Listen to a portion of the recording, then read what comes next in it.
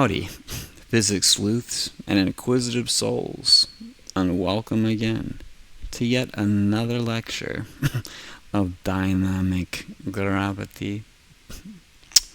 So, today, because time be running out, unfortunately, you just don't get it yet, but you're running out of time.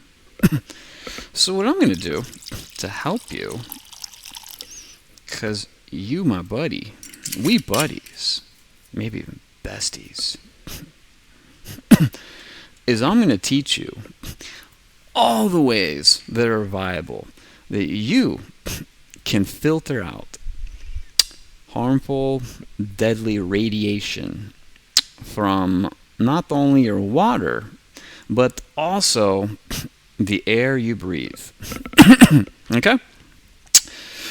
Because, whether you know this yet or not, in about 7 months from now, Putin is going to use his nukes. And that's going to lead to a 5-month-long nuclear winter. And then you're going to have to deal with this radiation for 5 months before God is going to come and save you. 5 months. And 2/3 of the planet's going to die in this time. So, maybe my techniques that I'm going to teach you will be the difference on whether you and your family die a slow, horrible, painful death or live and get to see our Lord with your own eyes. But, first, I just want to go over quickly one of the reasons, many reasons, why I believe what I believe. A few years ago, I attributed all the 7 signs of the end times to the apocalypse, and Christianity is already happening, the final one being COVID down here.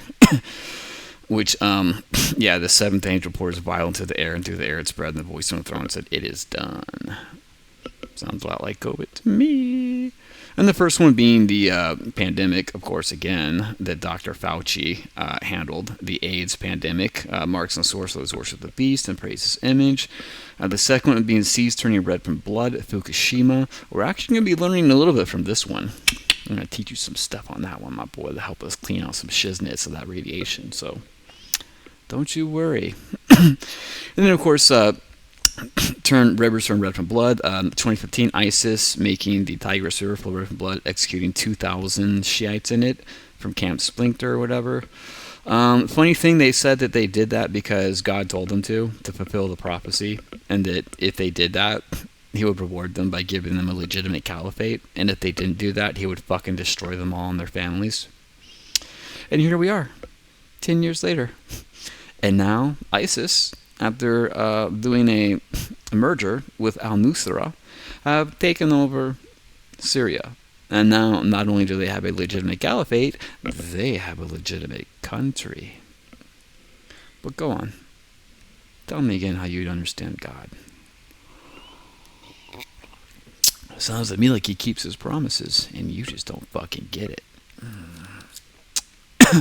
So, that Euphrates River ran dry, blah blah blah. Trump, yes. But beat of the bus, empire of darkness, blah blah. Okay, it's all happened. It's all happened. False prophet was Fauci. False prophet, unclean spirits resembling frogs coming out of his mouth all the time. Blah blah blah. It's not me. It was the bats. It wasn't me. It was the bats. It was definitely him. And you're like, okay, Sean, what does this all mean? Here's the thing. The end of the age. The age of Pisces began the day Jesus was born, essentially. And he says the harvest, the rapture, the end of the world will end at the end of the age. And if we go by the age that he was born in, that he ushered in with his birth, here we are now, right at the end of the age. Yeah, about 100 years from the end of the age, tops. We're already like 95% of the way through it, so definitely at the end. Very interesting, no? And this whole thing begins a 7-year tribulation, a 7-year test for humanity to see if they can figure out what the fuck's going on and whether they're worthy or not. And it's 7 years to the day from whenever COVID was released. We don't know the exact day this happened. Could, by my calendar, be anywhere as early as April and anywhere as late as November, depending on how you want to classify things. So, yeah. I think September is a very good hallmark. About September 23. Feels like a good day. What's that? 2026 to aim for? So that's why I say about 7 months to the day is when this is all going to come into effect and happen. Okay? I'm not crazy. I'm not making this shit up. It's all facts. You just haven't seen them yet. And, before we do that, let's go into some of the stuff Jesus says about what happens, okay? This is what words of Jesus says, right? And he's like, Christianity will be taught on all continents, the gospel. There'll be war, rumors of war, like we have now. There'll be famine. We've had famine. There'll be pestilence. We got pestilence. There'll be lots of earthquakes. Had lots of earthquakes. Everyone will be offended, hate each other. Yuga. We're there. False prophet will promise many miracles and deceive the elect. That's Dr. Fauci. Promised to cure the whole world of illness and disease with his mRNA bullshit vaccine. And he got the government to go along with it, the beast, to impose the 2 marks of the beast. One over the face and one on the arm. 2 marks of the beast by Dr. Fauci. Imposed. Yeah, that's what it was. That it was. And Great Tribulation is 7 years, okay? And 3.5 of the false prophet claiming to perform miracles. The last 3 are just bad suffering for all. Wars and everything, okay?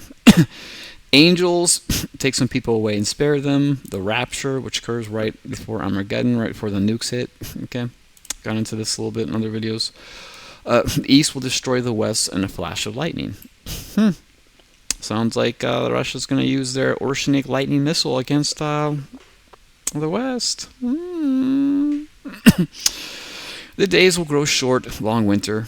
Yeah, nuclear winter. That's how it goes down. Sun will be darkened, no moonlight. Yep, nuclear winter. Anyone travels during this winter shall perish. Yep, nuclear winter. And there's another verse too. It says that a large cloud will form over the west and surround the entire planet. I don't have that written, but that's there. That's in one of the Bible verses, I swear. Nuclear winter. Only those who flee the mountains will survive. Yep, nuclear winter. All the cities are going to hit. All the rural areas won't.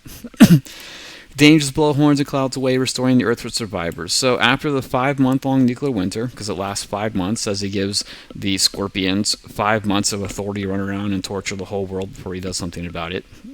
Okay. Yep, nuclear winter. It's all nuclear winter. 5 months, nuclear winter. Okay. And, okay. So that is that. And then what happens when the nukes hit, the Bible says, you got 3 days. And on the 3rd day, the cloud will start around the west and will envelop the entire planet. Okay? And on the 3rd day, weather, rain, something happens. And it will take the star wormwood. And the star wormwood will fall from the sky and contaminate all the fresh waters of the earth and the grounds and the soils. Okay? And then that's how a lot more people are going to die, is they're going to drink this water because they're thirsty, they need water to survive, but it's all contaminated with wormwood. What's wormwood? What do you think wormwood is? What do you think wormwood is? But here is as bitter as wormwood. So basically, anytime wormwood is referenced, it's referenced as this bitter thing that is unhealthy towards people. Okay? Always bitter, usually in water. With wormwood, I give them water of gall to drink. Shitty water, bitter water. Feed them with wormwood and make them drink the water of gall. Yep, shitty water, bitter water, makes you sick. He hath filled me with bitterness, and he hath made me drunken with wormwood. Yep, bitterness, toxicity, wormwood. Okay. Remember my inflection, my mercy, the wormwood of gall. Yep, blah, blah, blah. Ye turn judgment, wormwood, leave the righteousness off the earth. Yep, so turn judgment to wormwood. Wormwood's going to fucking take out a lot of people. And the name of the star. Okay, so here we go. And 1/3 of the angels surrounded and fell on the great star from heaven, burning as it were a lamp and it fell upon a third part of the rivers and upon the fountains of waters. And the name of the star is called Wormwood. And a third part of the waters became wormwood, and many men died of the waters because they were made bitter. Okay? Wormwood is radioactive fallout from a nuclear holocaust. That's what wormwood is. Okay? That's what wormwood is. And that's it. Yeah, same thing. Okay. And that's the final time. That's when it's mentioned wormwood. Okay? So that's what wormwood is. Wormwood is basically Jesus trying to explain, or John in this case, trying to explain nuclear fallout trickling down from the sky, contaminating all the fresh waters that people drink and die from. And this period's going to last for 5 months. Okay. According to the Bible. And a lot of other religions too. They're all the same. They all say the same thing. It's all the same. Okay? So, now let's move on. And now let's go now to filtering out radiation. Okay? Because that's what's important. Okay? Google... Don't know who that person is. Never seen them before. Have no clue what that is. Okay, here we go. So, nuclear blast. Okay, you have nukes that come down from the sky, and they hit and they blast all this soil and dirt and shit and burned up shit, carbon, whatever, blah blah blah, and they blast it up and it goes up into the air because it's got nowhere to go. It can't blast down to the ground, just ricochets up, goes up to the air, makes a big mushroom cloud as it spreads out. Okay, and that's going to be contaminated. All that dirt and dust is going to be contaminated with nuclear radioactive fallout, like cesium, uranium, different things that are decay paths of the nuclear radiation from the H-bombs that they're going to be lighting, the Russians going to be using. Okay, and one thing to help with this is iodine. Okay, if you use potassium iodate, Ki, it does help protect the thyroid gland from absorbing radioactive iodine that comes from the nuclear fallout. Okay, so if you take an iodine pill, it will hopefully flood. They say, what is it? Most effective taken within 24 hours before the 2 days after exposure. So you want to take it as soon as the nukes hit, as soon as you can get some, all right? And that's going to flood your thyroid with good iodine to help prevent it absorbing bad iodine. Okay? It's going to limit the amount of damage and cancer done to your thyroid.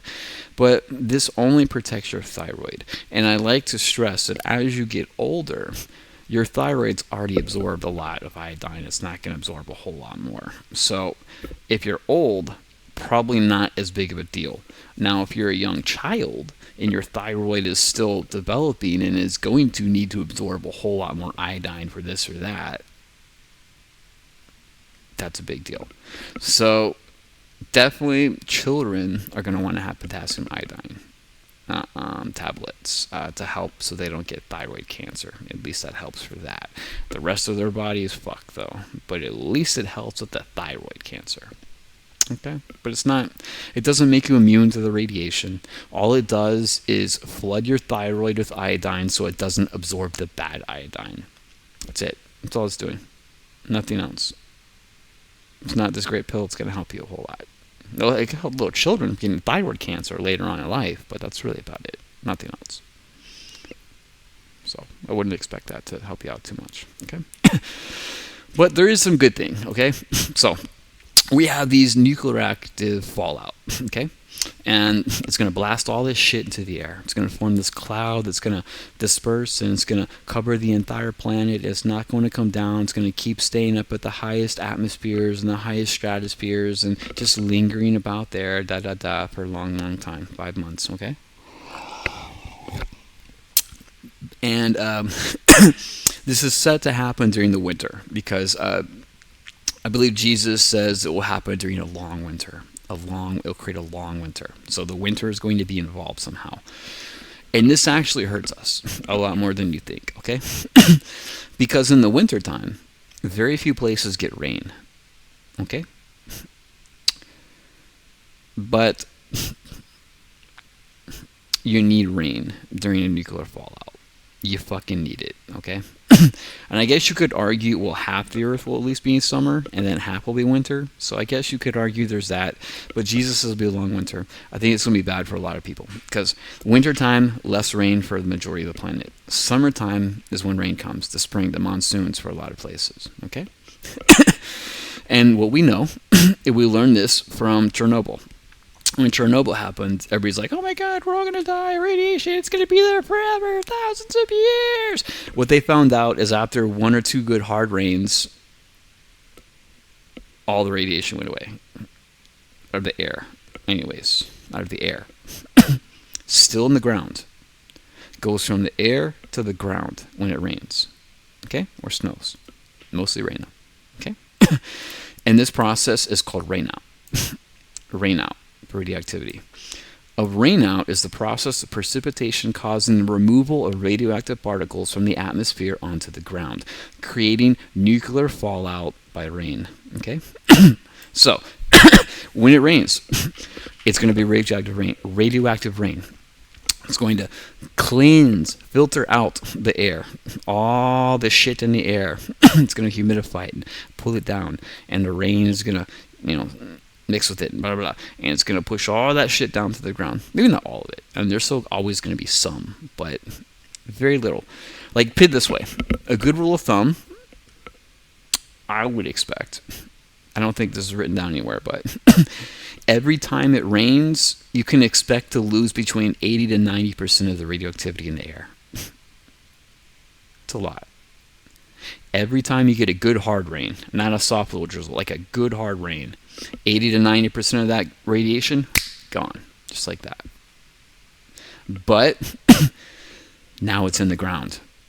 Now it's on the plants, it's in the soil, it's in the water supply, it's in the water table, it's in the aquifers, it's on the rocks,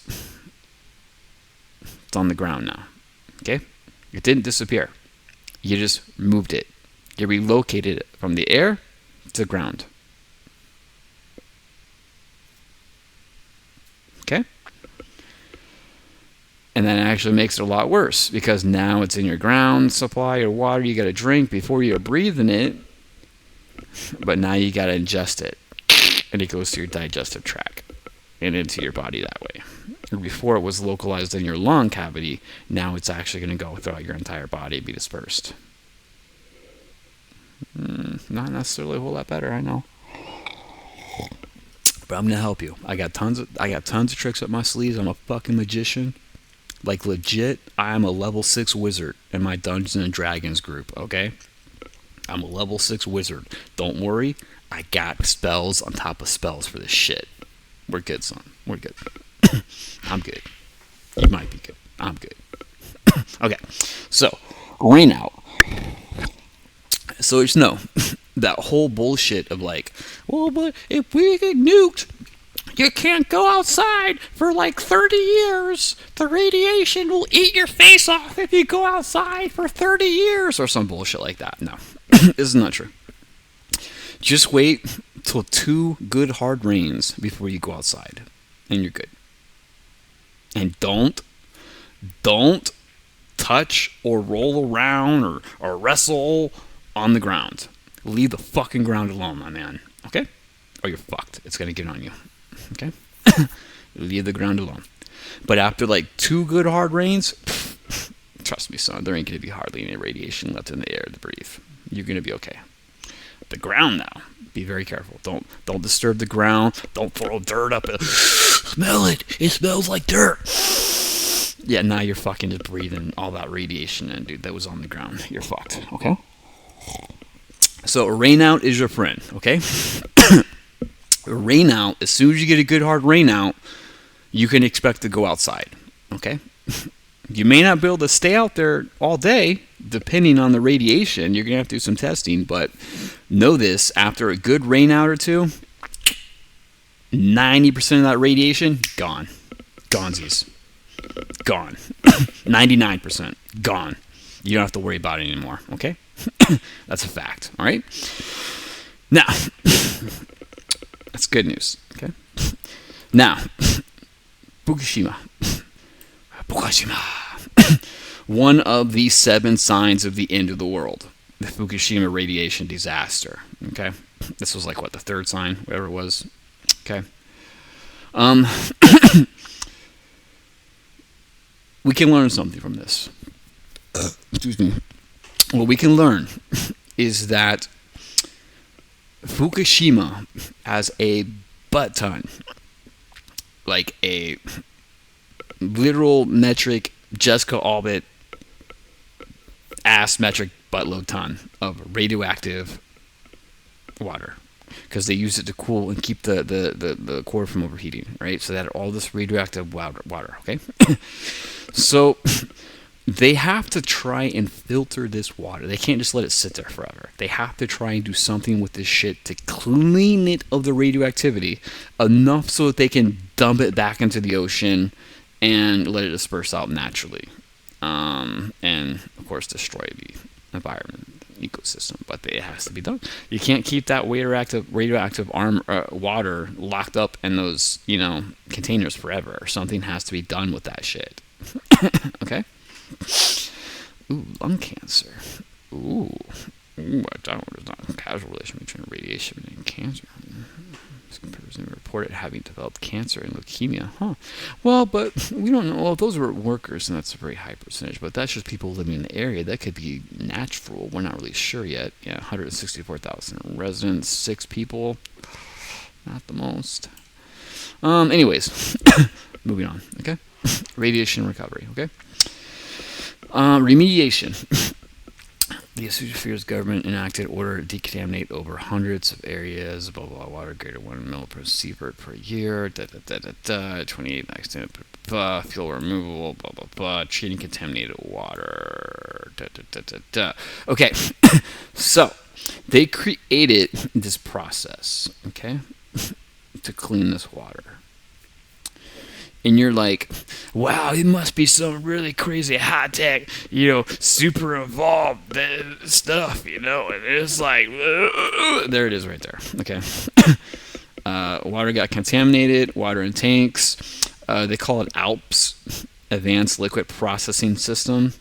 Water treated in ALPS, treated water and released. So ALPS is pretty much all they're doing, mostly, and then letting it go, okay. And you're like, what is ALPS? ALPS could be useful to me. Maybe I could use ALPS to clean my water. I'll tell you what ALPS is. Fukushima Daiichi filters radioactive using an advanced liquid processing system. ALPS is a multi-stage process that removes 62 types of radionuclides through chemical precipitation, filtration, and absorption. Okay? So that's what they're doing. They are precipitating the water, basically boiling it off and then cleaning it that way, letting the bad shit stay behind. They are filtering it, to get a lot of the heavy shit by, and they're using absorption. Okay. Systems like SARI and Curon are used to remove cesium and strontium. I think that's just a chemical reaction. They just throw some chemicals that absorb it. That's all it is, literally. Chemical reagents are added to the water to form precipitates of radio materials, which are then filtered out. So that's it. Activated carbon and specialized ion exchange materials, resins, are used to trap specific radionuclides that pass through, reducing radioactivity below standard. Okay? So, I want you to pay attention to this. Activated carbon. They're using activated carbon filters to clean this fucking water. It's like the cheapest, shittiest filter there is. It's literally like charcoal, man. Like fucking charcoal or some shit, crushed up charcoal. And you're just throwing it there. And And we've been using charcoal to clean a lot of shit because it does absorb a lot of shit, and it's porous, so water goes through it. So it's a pretty good filter stuff. It's a really good filter, but it's also regarded as one of the shittiest filters of all, in that almost virtually any other filter technique, whether that be silicone or like reverse osmosis, precipitation, fucking anything, you pick it, anything is going to be a better filtration system than just activated charcoal. But that's what they're using, okay? So that's good, so that we know it works, and it's the cheapest, shittiest, easiest filter system to create, okay?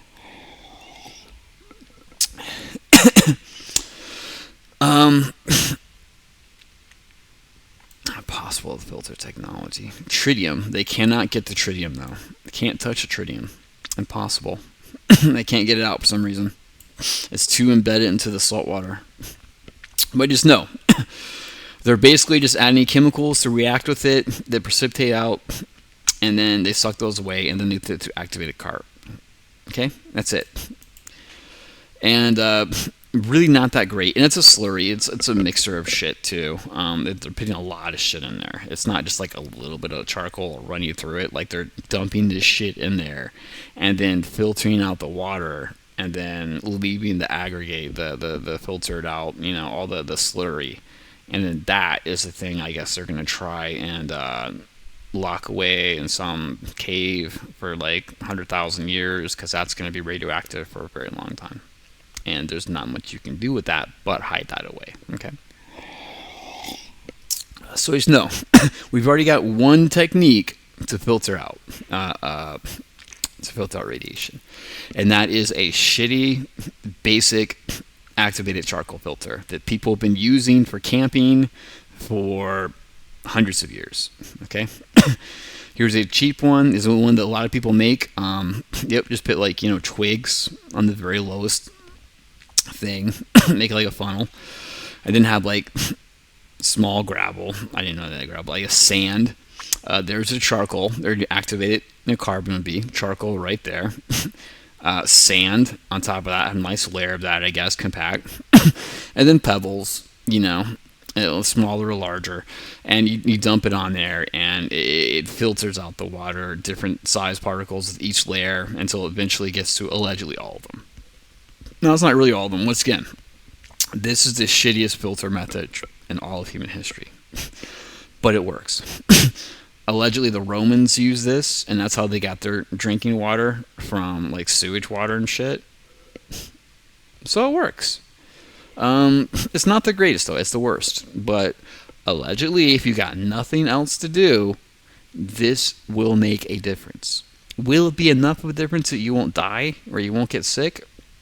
I don't know, but this is my whole point. This whole thing is meant to give you multiple avenues and techniques on how to clean this shit, okay? How to clean this radioactive water. You're going to have to use more than one. You're going to have to use as many as you possibly can if you want to get the cleanest water with the least radiation. Every one of them is going to take out more and more radiation. Just know, this is the lowest level, but it does work. This is what they use for Fukushima, okay? But they also use precipitation. I mean, they precipitated it out. We're going to go into that one next, okay? Here's another activated charcoal filter. Make it out of like an old plastic, bottle, whatever. Like they got a coffee filter in the bottom, fine sand, the lowest, and the small sand very bottom, and charcoal, coarse sand, rocks, pebbles, on top, and pour that shitty, dirty water on there and let it filter out. And a lot of campers that have done this method say that you're going to have to do this. Usually you're going to have to run 2 or 3 batches of water through this before the water's really cleared out and you got all the gunk or the easy, loose or moving dirt that's going to come out of this that come out. And then it's going to actually be getting clean looking water, okay? So just know that you don't want to take the first cup of water that comes out of this filter. You want to throw that away. The second cup, maybe. Third cup, okay. But the first cup of water, you don't want to drink that first cup of water. You just want to throw that away, okay? Only water once it's been cleaned out a little bit. And this filter does not last very long, okay? It's not like you make this filter and you're good for a year. No, man. More like you make this filter and you're good if it'll last you all day. That's the kind of time frame we're talking about with this filter. A day. This is a day filter, okay? This is a filter to clean out all your water for that day, and that's it. If you're lucky, it'll last that long, okay? So, this is our first technique. Activated charcoal filter. Oldest technique, cheapest, easiest, but surprisingly effective. It does work. It is worth doing. It is not a waste of time, okay? When your life is on the line, okay? Now, the second one I'm going to go into is pretty interesting. It is centrifuges, okay? This is how they break apart like blood, anything really. Any liquid that's got different layers and shit, combinations of shit thrown in there. If you spin it like around, in a circle, centrifuge, for a long time, gravity is going to affect the heavier particles, and that's going to put more force on them, and then they're going to go the furthest out, okay? More force. So basically the heavier particles are on the bottom, okay? Heaviest bottom, and it goes lighter to the lightest, okay? That's how that works. And you're like, okay, but does this really gonna help? Fuck yeah, it's gonna help. Well, listen, here's one of my favorite channels ever, Tech Ingredients. This guy is amazing. Like, oh my god, dude. He is so fucking smart. He is so much smarter than me. He is so fucking smart. He's got to clean out this fucking shitty water in the back right here. He's going to do it. Watch. He's going to make his own centrifuge, all right? Entire rotor assembly is mounted on this strong frame, which is securely bolted down to the floor. And what powers the centrifuge is a 1 horsepower, 120 volt, 1800 RPM capacitor start motor. Okay, so he's got a 1 horsepower motor. Not a whole lot. You don't need a lot to make a centrifuge go. All you need is some big round circle thing or something that will securely hold like a bottle, your liquid that you want to clean. You're probably going to want to throw like carbon. This is probably where you're going to want to start. You want to throw the activated carbon, the charcoal, in this bitch and some sand and really shake it up, Let that fucking water mix with all that shit and just stir it up. And then you put it in the centrifuge and let that bitch go. With belts for like and pulleys, 10 we minutes, reduce the 20 speed minutes. 2.5 times. So it's rotating at about 750 RPM, which works out to about 300 Gs of acceleration force. It's pretty significant. What that means is that a sample that sits around on a shelf for a year would have the same kind of sampling that we would see coming out of this centrifuge in 1 day. That's pretty. Yeah. So that's pretty good. So, yeah. It's saying if you let a bottle just sit on a shelf and gravity just naturally pull it down, you can do a year's worth of that work in like a minute on this centrifuge. That's pretty good, okay? And look, he's got, I think this one's been centrifuged. Look at it. It's almost separate the water. And I don't even think he did it for that long from whatever this, material, this liquid is. All right? Pretty neat. Now, to do the demonstration, what I've done is I prepared a couple of test samples here. I took some of the sake that we made in a video a few months ago. That's what it is. And mixed it up and then set it in these 2 bottles and put the bottles on a shelf for a week. This control is the amount of settling that you see after about a week of settling on the shelf. This bottle I then just shook up before I began filming here so that it was well distributed inside of the bottle. And then to balance that, we have a bottle of water that I'm going to use as a counterweight. I've adjusted this before I began filming. So he's got a counterweight. It's also at 750 grams. So I have a timer over here. So, okay, he's got the same weight. That way they don't mismatch. Yes, did I do okay? Sounded fine. Okay.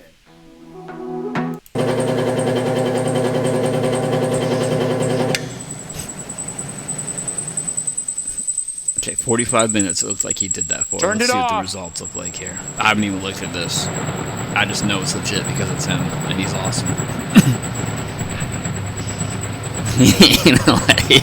amount of see, there's a large amount of debris on the bottom. And although we haven't had quite the same amount of settling as we have after a week, we have about the same amount of debris.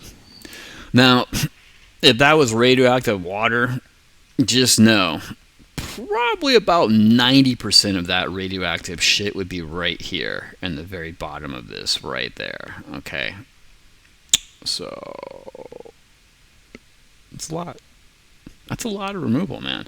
For like 45 minutes, dude, they get that much water that's like 90% clean of your drinking of the radiation. Now, the hard part is you're going to have to figure out a way to siphon out this bottom part without disturbing the top. So maybe put like a siphon down there and just start siphon it out until you get down to like here, and you got to be careful you don't want to disturb it. You got to figure out some way, because remember, this is the bad shit and this is the good shit that you want to drink when you centrifuge radioactive water with activated charcoal mixed in it and then centrifuge, okay? So you want to do something to siphon out the top part to drink it. Don't drink the whole thing like it's fine now. You have to separate it now that you've distinctly put two different layers between there. One layer is very bad, one layer is not so bad. Just know that. It looks pretty similar. And here he's showing you how he made it. You see, that's all it is. Just bam. Just a big circle chunk of plywood with some holders. Maybe a little, aluminum thing to reinforce the thing so they don't shoot out like rockets at you and hit you in the face when you're doing it. Dude, he's fucking my hero, man. He does. Okay, we're nice and shit. He's amazing, dude. Apparatus, a big apparatus that you have to sort of move across or you have to mount. We'll see. Yeah, okay. So, just know that's technique number 2 we just went over. Centrifuge. So we got activated charcoal filter, and then we've got mix activated water in with the contaminated water, aggregate it, mix it up, and then centrifuge it out. 2 techniques. Both work. I don't know if I would trust either one of these by themselves, but if you mix them together, now you probably got some really good results. Like, I'm willing to bet if you mix both these together, you probably got some good drinking water from some shitty radioactive water. I'm not saying it's healthy for you. It ain't going to be like drinking Evian, but at least it won't kill you. May not even make you sick if you're lucky. Okay? So, now let's move on. 3rd technique, and we've already seen this. Remember, they did it precipitation. Okay? So, you can do this with sunlight, or you can do this with any heat source, like a fire, a stove, campfire, heater, whatever. Anything that's going to heat the water up so that it makes it want to precipitate faster out. That's going to help make it go faster. Okay? But the premise is the same. It's like distilling. I guess once you add heat, it becomes more like distilling. And then if you use the sun and natural evaporation, it's precipitation. Maybe that's the difference. It's the same effect. The only difference is one, you got heat you're putting into the system to make it happen now. The other, you're letting it happen naturally over a longer period of time. And because you're dumping heat into the distilling method, that's going to give you shittier results because you're going to have more carryover of your radiation into your fresh water than if you were to do it naturally with, say, sunlight and precipitation over like the period of the day. But you gotta remember, Jesus says there'll be no moonlight and very little sunlight. So we probably are not going to have enough sunlight to be doing this particular version. Once again, we're continuing solar in the solar village. stuff. And Okay. here's an example of So we'll have to do distilling. very simple, very primitive desalination facility that can be used to remove salt from like ocean water or seawater, and also to clean the dirty water. And this is completely free except for, you know, the cost of the actual equipment. So basically what you have inside is black. Okay, so just so you know, oh, damn, that girl's got such a nice ass. Distilling would be right here. Got your heat source, the water, just heating up the water vapors and then cooling it down with ice, cool water, air, whatever. And then after a while, it cools down and then it comes to condensed water, you know, distilled water. Okay, and this water is going to be good to drink. The longer you have this part, the cooling part, the cooling tube that goes away from this, the cleaner and higher quality distilled water you're going to end up with. And that's what you're going to want if you're dealing with radioactive water. So you're going to have a lot of tubing here that's in ice. It's really going to limit the amount of water you're going to get, but that way when you do get some water here, it's going to be good in drinking water. Okay? So distilling can work out very good, but you're going to have to calibrate your setup properly for radiated water, which is not going to be easy if you're a newbie. Sorry. I was a chemist in college, so I'm pretty good at this shit. You'd be surprised all the drugs I made in my lab. I'm cray like that. So, that's the dealio with the distilling, okay? But pour this salt water inside. This, however, Boom, this glass pyramid. Yeah, this will actually, just so you know, is so good. This will clean out water from salt water, which is very fucking hard to do. Very fucking hard to clean out salt from salt water. This will do it. This is one of the best methods to clean water. 100%. This is the way. If you distill the water like 2 or 3 times, like from distilling like this in a good method, you're gonna get it with water that's so clean, you literally probably gonna have to throw some dirt in that bitch to drink it, or it's gonna suck out all the nutrients out of your body, and it's gonna actually not help you. Like, I had a water filter that I loved when I lived in Washington, and it had like 5 different filters. And damn, that water tasted so good. And I had it because we had a high level of PFAS, shit where I was at, like right by a military base. And it was like the highest level of PFAS in the whole country. I'm like, I gotta fucking do something about this shit. I don't want no PFAS in my body. So and it was amazing. The water tasted so fucking good. It was so clean and good. Like 5 different filters, man. But after drinking it, my mouth would get very dried out, because it would actually absorb. The water was so clean, it would absorb all of the nutrients out of my mouth, because water's soluble. It's a solid. And it would probably do that, and all the way through my gut as well. So I tried not to drink it all the time, but it was so good water, so I drank it a lot. But it came at a price. What I'm trying to say is, everything comes at a price. And when you got radiated water, drinking too purified water that's going to suck nutrients out of you is a price that's worth paying than risking getting radiation into you and fucking you up that way, okay?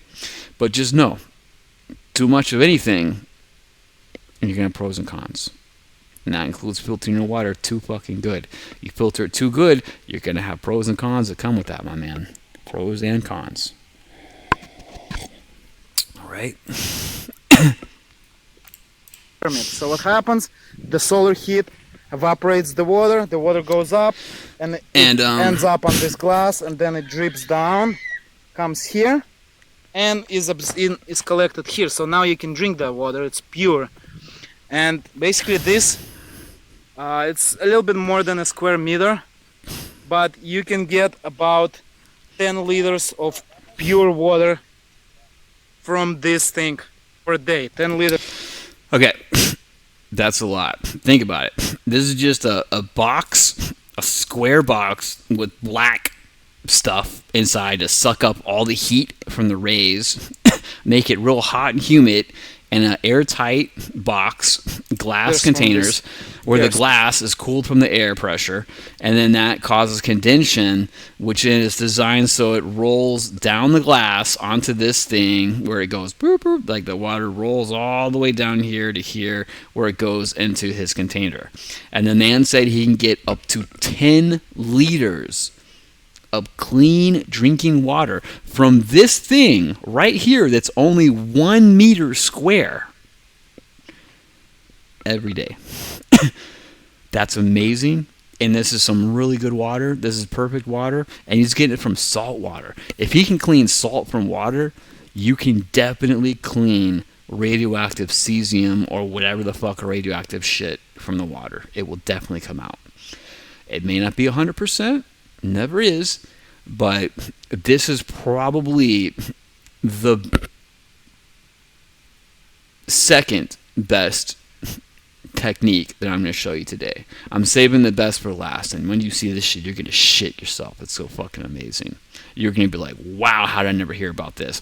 Yeah, I don't think you have heard about it yet because it's new. It was just discovered 2 years ago.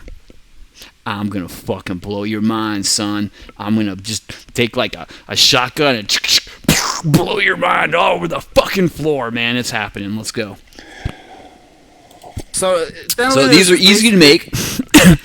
Easy to make. Building these massive facilities of evaporating and cleaning of its fresh water from seawater, but it uses a lot of energy. And this is completely energy free because it uses solar heat to produce water. And on small scale, I think this is the best from the environmental perspective. 100%. Man is right. The only problem with this is it's probably not going to work so well when the sun's not out and there's a nuclear winter, because the clouds are going to stop the sun from from peeping through. So you're not going to be able to get much, if any, water from this technique, is what I'm trying to say. And that sucks. But that's from natural sunlight precipitation. We can still easily do the heat method of distilling and do it manually ourselves. Same fucking difference. This and this, same fucking thing. Only difference is you're putting heat in this one, and this one's doing it naturally with the sun. Same fucking thing. Same. No worry. Okay. And then here's another one someone made. I can make clean water out of basically just about any water. I had a lot of fun doing it. I've been enjoying showing it off, and a couple of my friends have asked me some questions about it. So I thought I'd make a quick video to show it off. Wait, he don't even got pretty simple. The things basically, on top. You fill it with water right here. This is the inlet port. He literally just made a box, made it black inside, put some black mesh in there, filled it with water, put a glass or even a plastic top on that bitch, and had it at an angle so the water condenses and rolls in one way or the other. You just hook a hose up to that or a pump. Same as this, only cheaper and less elegant, but his probably even does more water. Down there in the Look corner, how much water that shit's got. And it just fills this main basin right here. You can see there's some water down in the basin. I'm not sure how easy it is to see on the video.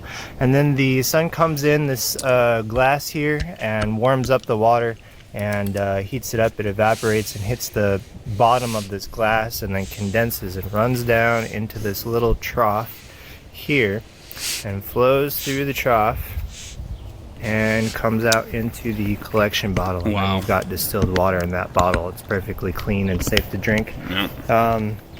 This still was designed to be super easy to build and super easy to maintain. I followed some plans that I found online, and those were the basic ideas of the design. There's lots of ways. Dow Corning 999A. That stuff is totally food safe. You can use any food safe silicone, but the kit that I bought suggested this 999A, and that's the best stuff that I found. That's good. And just so you know, you don't need to build a box to do this shit. We can do this with fucking water bottles, my man. You can make this as hard on yourself or as easy as you fucking want. Okay? Just get dirty water and some sort of heat source, like the sun, fire, something, and just have a place for the clean water vapor to go and condense. Beautiful. That's all you need, man. That's it. Been a couple minutes. You can see the steam starting to form. All you need. It's so simple. And this is like the second best filter technique there is. You can see it puddling right in there. The clean water from the dirty. And a little bit there from the salt water too.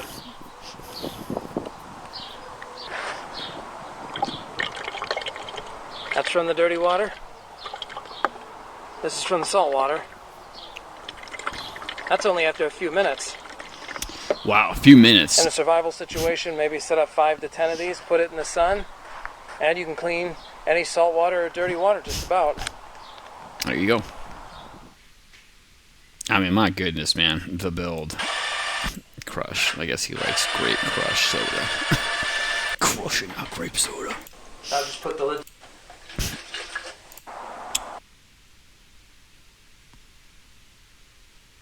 There. This one too.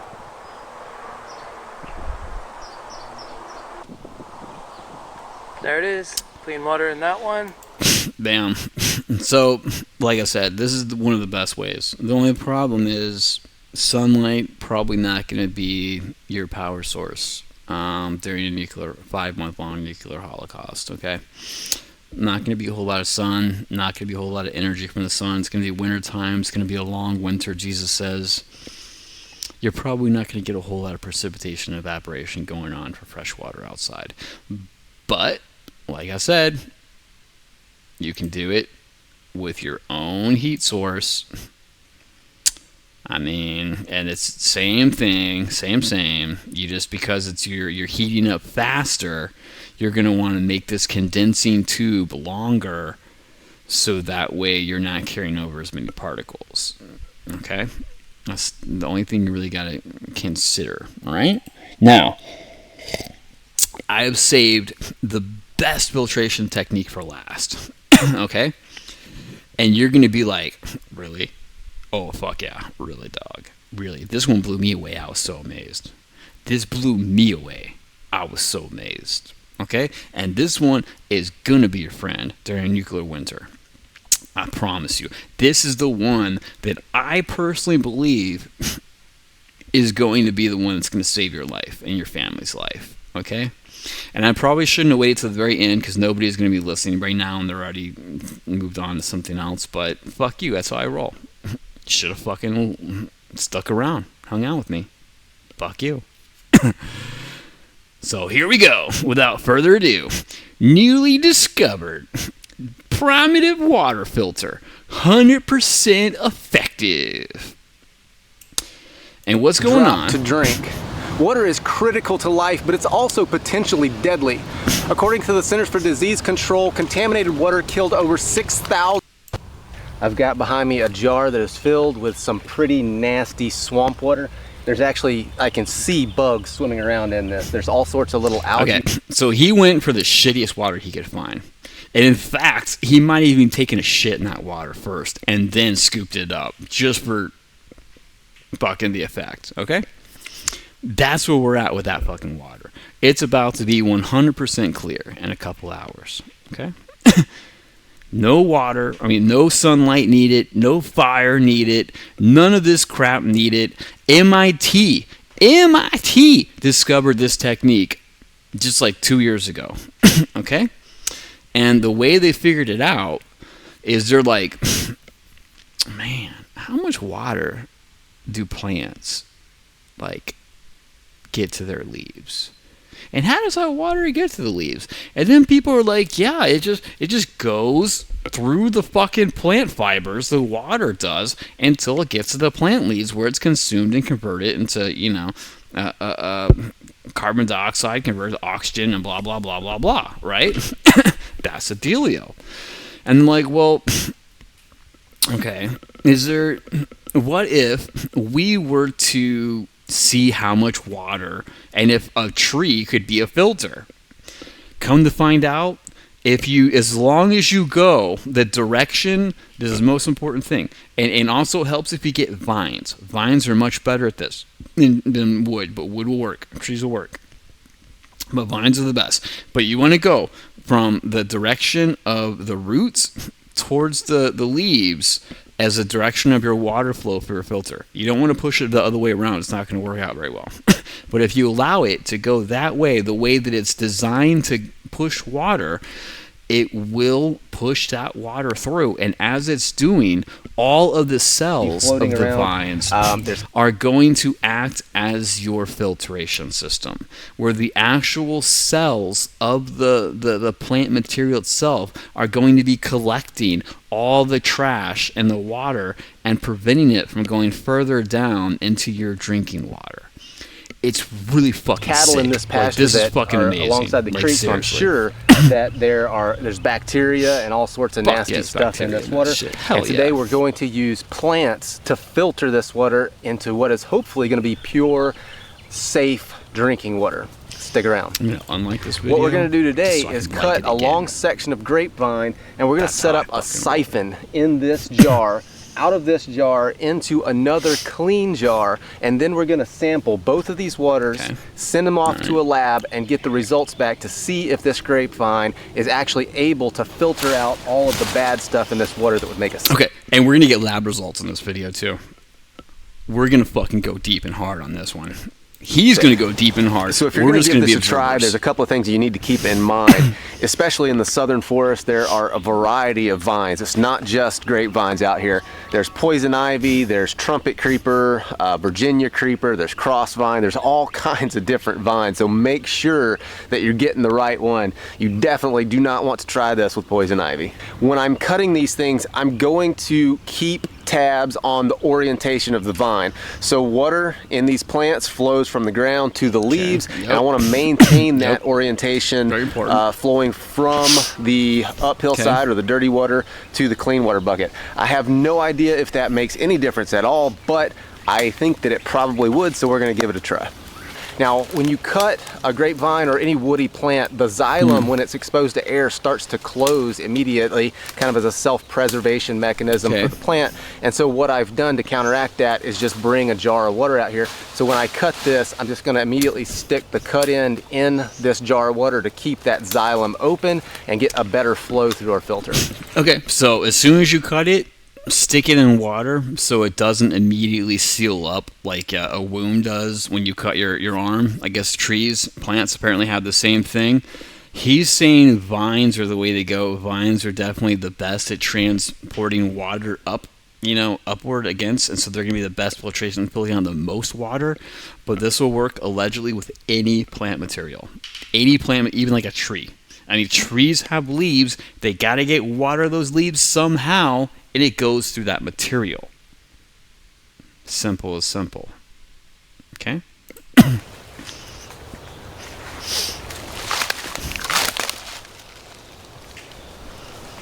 Okay, all right.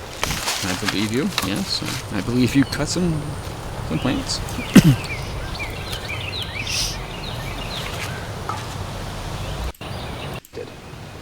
Now, because I don't know what's floating around out here in the air, and I don't want our sample to get potentially contaminated with who knows what falling into this, I've just got a clean cotton cloth that I'm just going to wrap around here and just try to keep things somewhat standardized.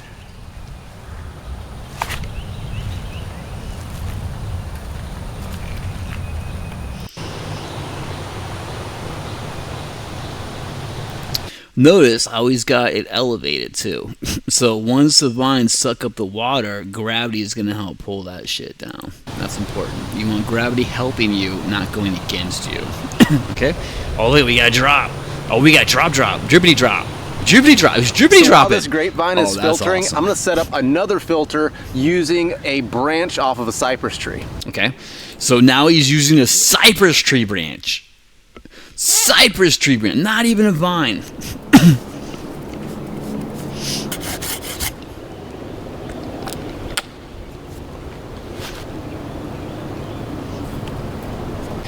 All right, so we've got a piece of a cypress branch here. Now, I'm not sure if the orientation makes any difference at all, but because water usually flows from the roots to the leaves, I'm gonna keep that same orientation in this branch. So this is the side that was towards the tree. This is the side that was out towards the tip of the branches. Man. I like where your head's at, Clay Hayes. This is the side that's gonna go into our bottle to form our filter. Now, the first thing we need to do is strip off the bark.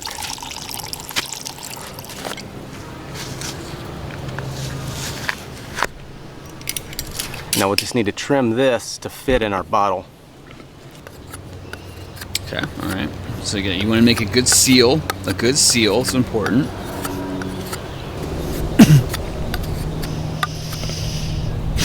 Okay.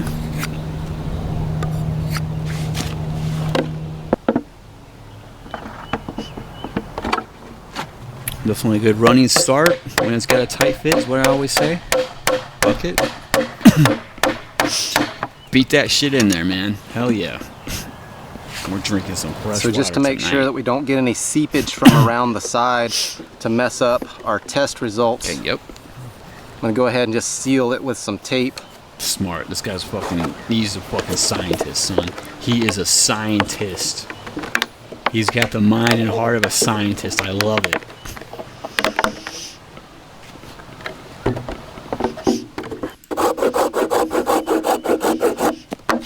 Oh, damn.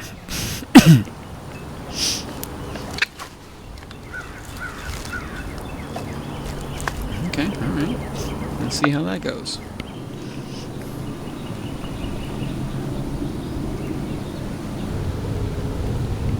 Okay, all right. So while we're waiting on these filters to do their thing, I want to explain the principles behind the leaves of the plant. And because this tissue is made up of individual cells, it can't form just one continuous tube from the roots to the leaves. Instead, where these cells overlap, the water has to move through a membrane from one cell to the other, the pores of which just happen to be small enough to filter out bacteria.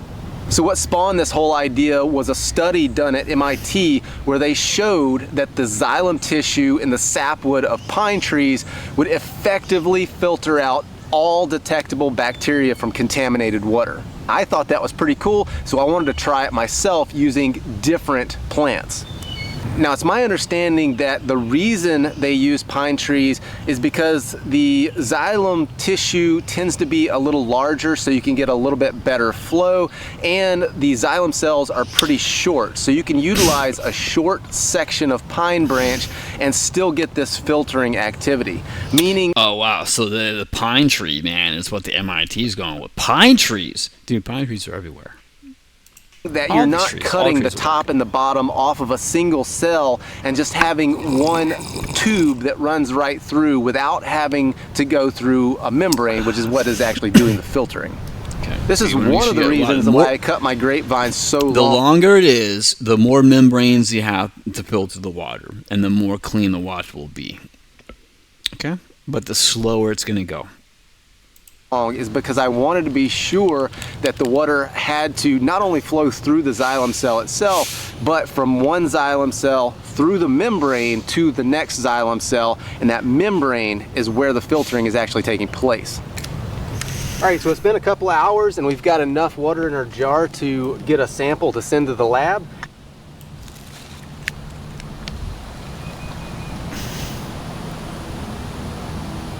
This is awesome. Look at that water. It looks so delicious. I want to drink that water. I want it all up inside of me. Like now, all of it. So just visually looking at this water, it looks perfectly clear and clean. But to be 100% sure there are no nasties in this, we're going to send this off to the lab and get a water analysis on it and see what comes back. Gotta take more chances, Clay. You don't take enough chances, my man. I drip the hell out of that water. I'm gonna play. Look at that. Look how much water he got, man. Damn. An hour or two. It's not bad. And you can set up many of these. As many bottles as you got, you can set these up. It ain't like you only gonna have one.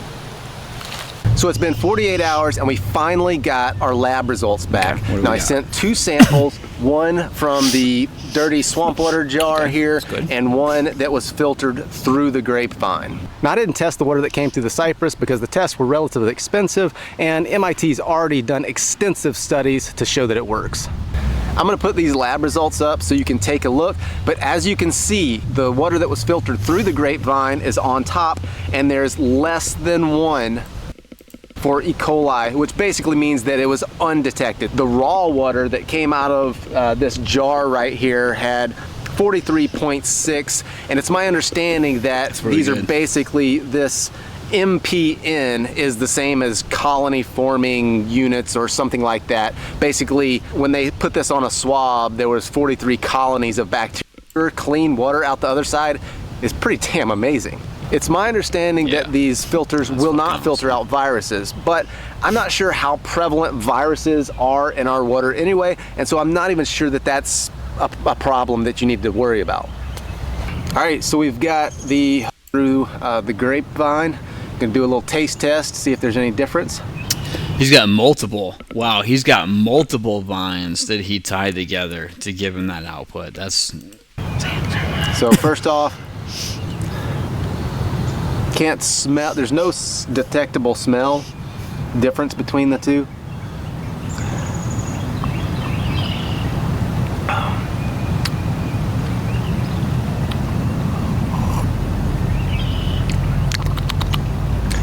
So from the cypress, I can't, it tastes like pure water. It tastes like water you would get out of a bottle. No flavor that I can detect. It's good, very good. All right, grapevine. Okay, all right. Clear the palate.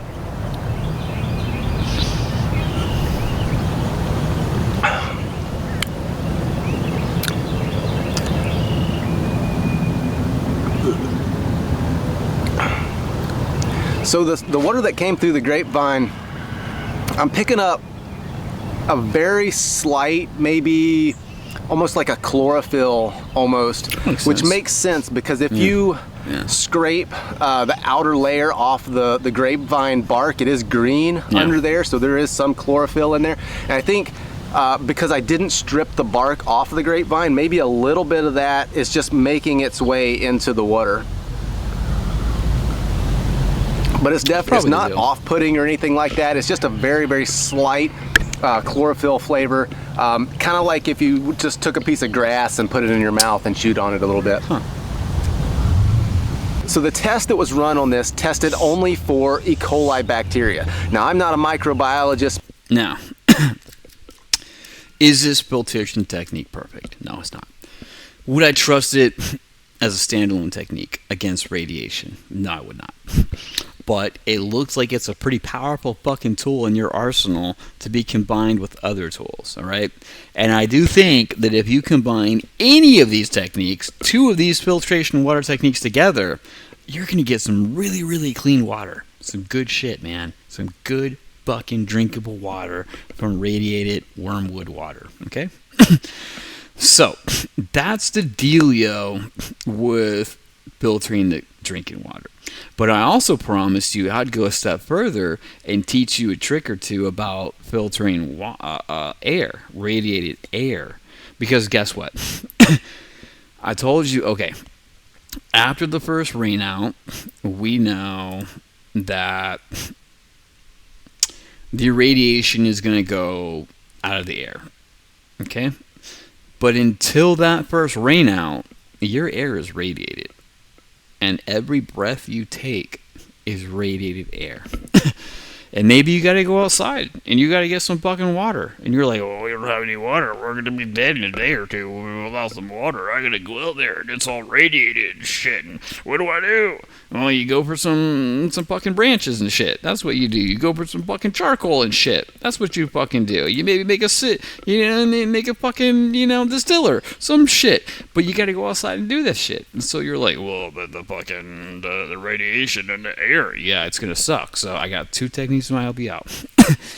One is going to help you out for your home, okay? Now, This is a ultrasonic humidifier. It uses vibrations to make the water molecules break apart and turn into a foggy format, aerial format, misty format, and then it envelops your whole room. Okay? Now, the humidifier itself, as it sprays out this water, is not going to clean out the water or the air. But these humidifiers do electrify this air, this mist coming out. It can be electrically static, where you can make it so the Tesla coil next to it's not that hard, whatever. But a lot of them do. And when it's charged, it's going to attract other charged particles, like the cesium and that stuff in the air. All these fallout components in the air that are floating there, they're going to be attracted to this, okay? And they're going to bind with that. And then what's going to happen is as the humidity in the air, the mist in the air, the fog that you created from this bad boy, envelops your room that you live in, the air you breathe, as it settles to the ground, it will drag and pull particles like dust, like cesium, anything in the air, radiation, fallout. It will drag it and put it on your floor. An effect similar to rainout. It's not rainout. Okay? Similar. Not identical, but similar. Okay? So we can make a rainout situation in our homes whenever we want, where we think, oh, we got our home's not airtight, we got air to breathe that's coming in from the outside, none of the air is irradiated. We're gonna want to rain out our air once an hour. We're gonna want to humidify the shit out of this bitch, get it all thick with fog and the humidity and the mist and shit, and then let that shit simmer down onto the ground on your floor, and then hopefully clean your floor so that you clean up that shit and get it dealt with, and then put it in the trash pit somewhere where it's not going to be exposed to you, hopefully. Okay. This is a good technique and probably the best one you're going to have to deal with radiation inside your house. Okay. I'm sorry, it's the best I can do. If you have a really high quality air filter that's also a humidifier, because you keep in mind, these things are sucking in air from the bottom, and a lot of them have filters, and so they will filter the air as they suck in. But the air filter is not going to filter out that much particulates of cesium and whatnot in the air, okay? But a lot of it will attach itself and interact with this fog, and it will percolate down to the ground, or gravity will pull it, and it will stay on your ground until you aggregate it, mess it up, and get it pushed back in the air, or you clean it and get it out of the way. Okay, so this is a usable technique that's going to help clean the air in your house. But you're going to want to have to do this at least once an hour, probably, because it's not the greatest technique, and it's not gonna take all the shit out of the air. And keep in mind, your house is not airtight, so even if you could snap a finger and remove all the dirt out of your air, your house is not airtight. In a couple hours, you're gonna have new air in there. It's gonna be all filled with dirt. It's not gonna fucking be a permanent solution. Okay, so that's one way you can deal with radiation inside your home where you got to breathe. Okay. Now let's say you got to go out. You're like, well, I got to go out and get some branches, some stuff, some stuff. I got to go out. I got to go out and fucking the shit. What do I do? All right. Well, you need a filter to breathe. That's going to filter out this irradiation. Okay. And oh, my bad. First, let's take a look at this. Okay. Based on scientific studies, humidifiers do not actively remove heavy particles or dust from the air. I'm a liar, guys. I lie to you because I'm a piece of shit liar, apparently. but they can help them settle faster, reducing the amount of dust suspended in the air. Moderate humidity levels make 40-50% make dust particles heavier, adding moisture, causing them to fall to sources where they can be cleaned. Maybe I'm not a liar. That almost sounds like exactly like what I fucking told you. Almost like I'm not stupid. I know what I'm talking about. Almost. Maybe. So close. So close. Alright? So, that's the deal with that. Okay? I'm not bullshitting you. This is really going to help you. You really should do this. This is 100% going to help you. May not be perfect. May not be enough. But it will help. Maybe it will be enough for a lot of people. Most people. Maybe you'll. Who knows? Depending on how good you are. But the water you're going to use in this, you don't want to use radioactive water. Or you're going to be sending radioactive water. So you're going to want to use water that you cleaned through one of the many techniques that I have shown you today. Okay? Okay? You don't want to use radioactive water in this bitch. Don't want to do that. The good news is, these things use very little water, and if you're only using it once an hour, for like 5 or 10 minutes to get the water, it's going to last you for a long time. So you don't need a whole lot of water to clean for that. And I've taught you how to do that, so you're good, okay? Now, the final thing, my final trick up my sleeve that I'm going to teach you today, the last one, on how to deal with radiation in the air if you have to go outside, okay? Because you're probably not going to have like a radiation suit and radiation stuff that... You're not going to have that. But you're going to have to go outside for whatever reason. What do?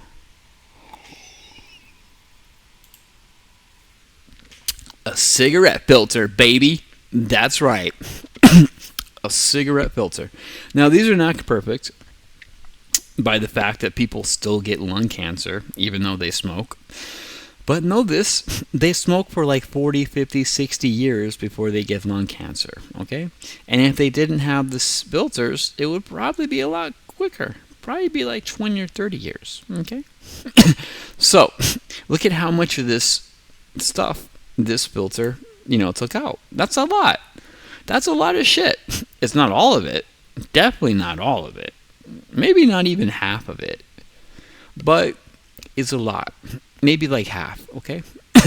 So if you just have a cigarette, an unlit cigarette, don't light it, please. If you light it, you're going to ingest all that shit, the smoke, into your lungs, and the smoke's going to grab onto the fucking particulates, and it's going to fucking... It's not going to help, trust me.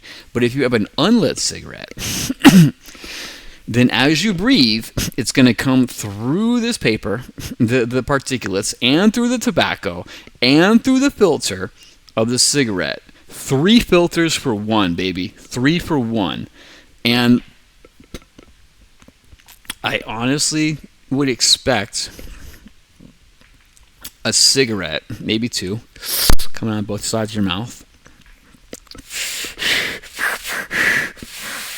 Not easy, but you can do it.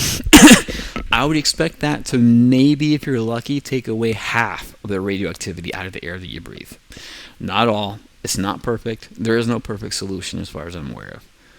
If you get one that does like 90%, you're fucking goldie. You're in a really good situation. That's a really good fucking solution.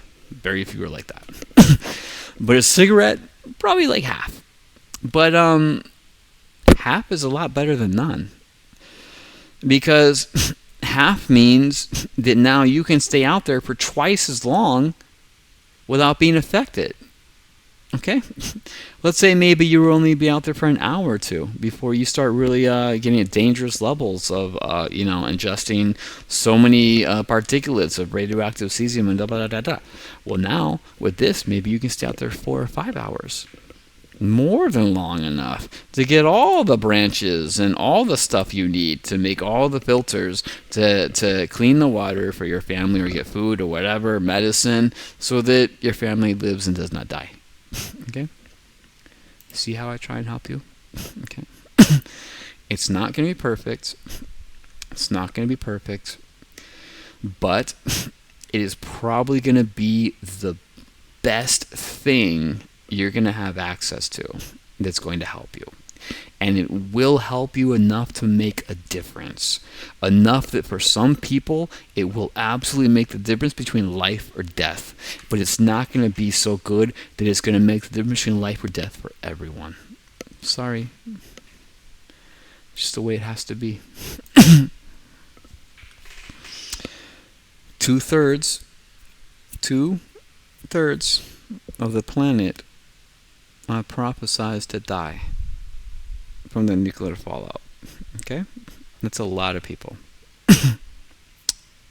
But even if you're in one of the zones, like in the NATO West area, like America, Europe, whatever, that Putin is 100% going to launch nukes at. Even if you do this, and you're in these places, as long as you don't eat a nuke base first, of course, as long as you get blasted by the nuke where it hits, you know, only have to deal with the fallout.